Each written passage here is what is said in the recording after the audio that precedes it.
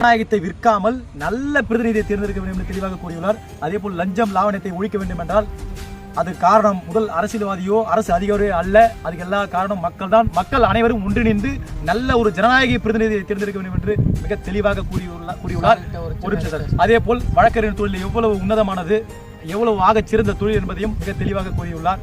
அன்புக்குரிய சகோதரன் இன்று ஒரு விஷயத்தை சொல்ல நம்மிடம் இருக்கிறார். அதையும் அவருடைய கேட்டுக்கொண்டு உரையை முடித்து விடுவோம். சொல்லுங்க சார்.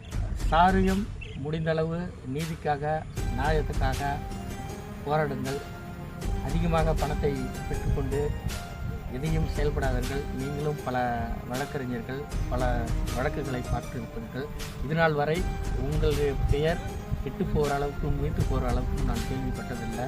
சிறப்பான வழக்கறிஞர், குறைவான கட்டணத்தை வாங்கி வழக்குகளை நடத்துவதர் அப்படி என்று தான் எவரெஸ்ட் சார் பற்றி நான் கேள்விப்பட்டுகிறேன்.